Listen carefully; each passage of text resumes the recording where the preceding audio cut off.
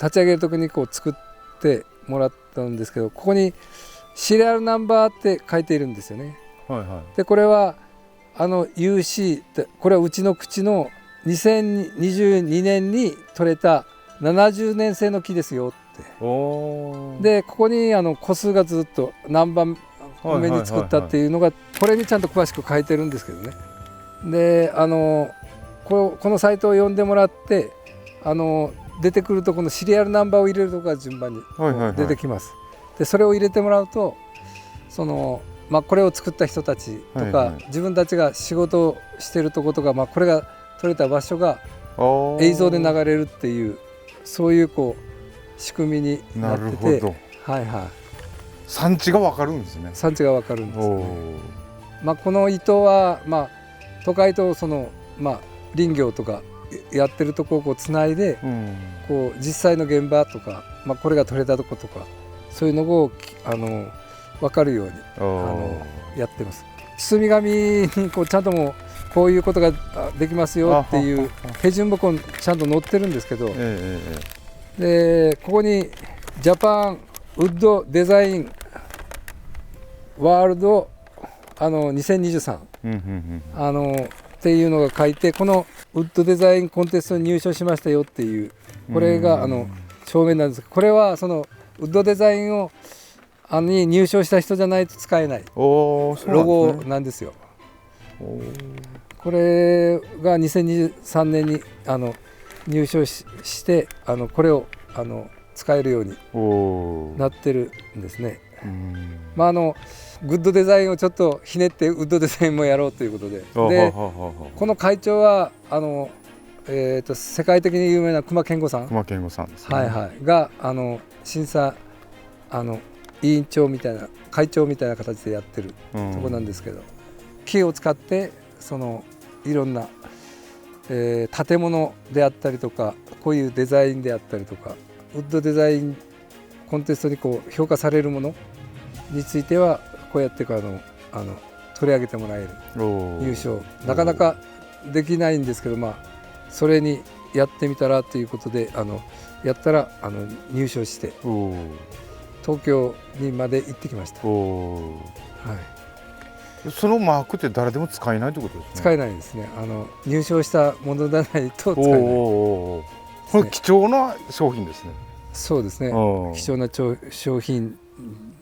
ですね。ここにも書いてるんですけど、下の部分は大きいので、製材品とかそういうふうにいくんですけど、上の方は今流行りのバイオマス発電っていうので使ってて、これはもう燃やされる品物ですね。ちょっぺんの方であんまり利用価値がないとこをこうやってそういうトーチを使って気軽にベランダとか庭先でとか、キャンプ地でもいいんですけどそういうとこで使ってもらって、木を燃やしてもらって、この木はさっき言ったように70年ぐらい経ってるんで、その木がいろんな形で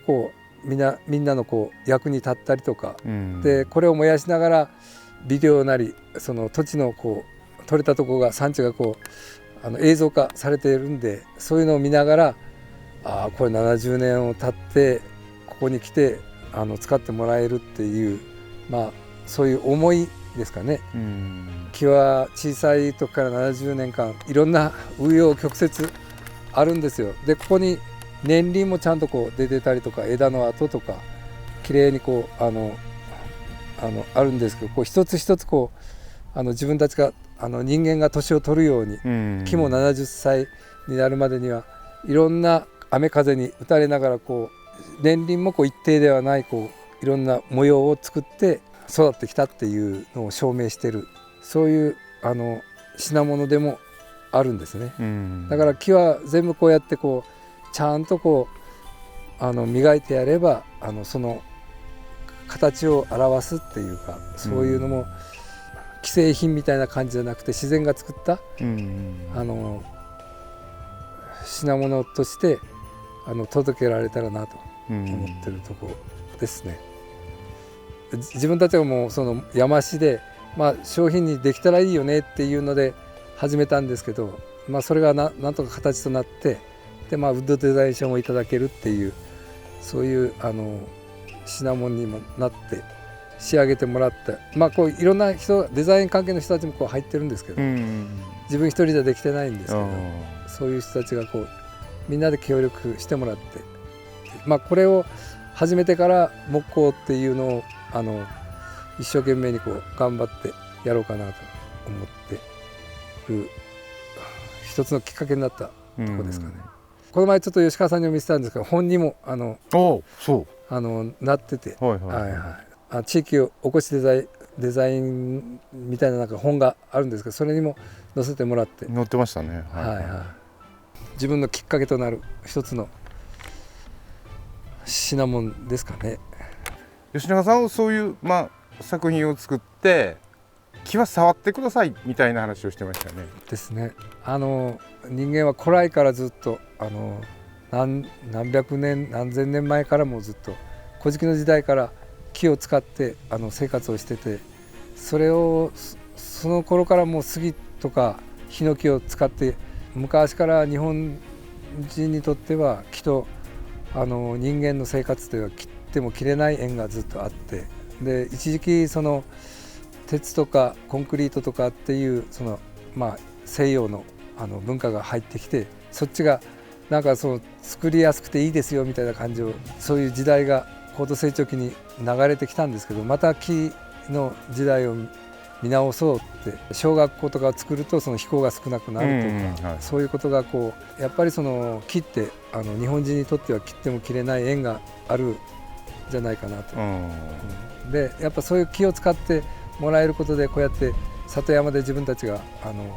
こういう木を作って、小さい頃から下払いとかしながら70年間ずっと育てながらやってるのをまた分かってもらって、で一緒に共存しながらやっていく。都会の人も木を使ってもらえる。そして自分たちはそれを育てるために山で木を育てながら仕事をしていくっていうサイクルが分かってもらえれば、もっと木の価値を都会の人たちと一緒に共有できて、生活ができていければいいかなって思うような感じですかね。こう触るとツルツルしてて気持ちがいいですよね。そうなんです。あったかいんですよ、木っていうのは。でやっぱ杉の木っていうのは傷もつきやすいんですけど柔らかくて、その床なんかに使って傷はつきやすいんですけどあったかいんですよね、冬場でも。だからやっぱそういう意味ではもう昔から建築用材でも寺とかでも神社なんかも作ってますよね。でやっぱそういう意味合いではやっぱ木っていうのは切っても切れない縁があるんじゃないかなっていう。なかなかこうして肌に触れてもらうとあったかいですね。なるほどなるほど。これが木のぬくもりっ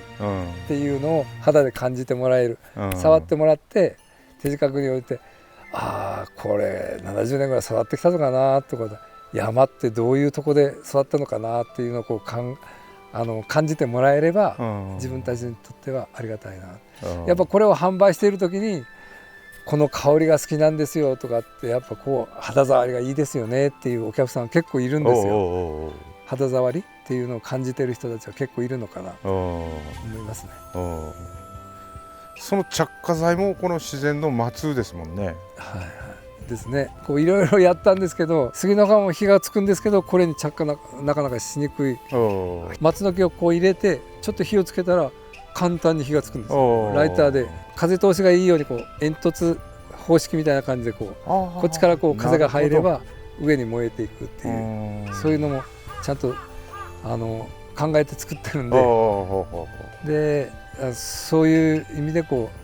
いろんな思いをしながら火を使ってもらえると、また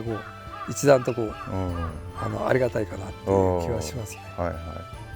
そのキャンプのみならず防災用にもなると。そうですね。もし何かある時にはこれを持って出ていけば、ライターさえあれば、もう火がつけてその暖も取れるし、お湯も沸かせるし、そういう飯盒類を持ってる人がいればご飯も炊ける。1回ぐらいは炊けるかなっていう感じですかね。吉野さん火つけたら何分ぐらい持つんですか？20分から30分ぐらいですかおー。ね。だから料理はとかお湯を沸かすのはできますね。おー。でこうだんだん形がこう崩れてくると物が置けないんで、まあ、台かなんかあればまたほうほうほ台を置いてこう置けばまだもうちょっと長く使える。う。夜な夜な考えて設計したわけですね。なんか設計したわけじゃなくてやっぱやってるうちにこう分かってきたことっていっぱいありますよね。だからこう最初はまあそのスウェーデン統治っていうそのどっかスウェーデンの人の軍隊の人たちがその場所場所で燃料を持って歩くのが大変やからそこにある木を使ってこういう形でこう割って火をつけてっていうのをやったのが一番最初だと思うんですけど、それをまあちょっと吉永林業風にアレンジして気心風にでまあそうやってこうスマホも聞けるし、これ鼻もこれビニールにあるんですけど水を入れて鼻をこうさしてもいいしドライフラワーの置物にもなるし明かりをつけてその明かりに使ってもいいし、まあいろんな使い方をいろいろ工夫しながらなんか楽しんでもらえればなと思って、まあいろいろ考えているところです。キャンプで使ってもいいしインテリアにもいいし、でまあ燃えた後はこうちょっとこう形がくぼんでそれにこう花を植えてもいいし、そういうのも使えるし自然のものですので、まあこう割れてますよねこうやって、割れてるんですけどこれはもう自然に木が帰ろうとする一つの過程として割れるっていうことはもう木にとっては大事な一生の中の一つなんですよね。だから腐っていくために割れていってそして腐りやすい方向に行ってでまた循環をしてっていう、割れるっていうことも決しておかしいことじゃなくてその人間がこう年を取っていくと一緒で木も次の世代に変わっていくためにその栄養としてこれがなっていくために腐りやすくするために割れてだんだんこう朽ちていくような一つの現象の一つですね。割れることは決して悪いことではないし、可愛いでしょ可愛いです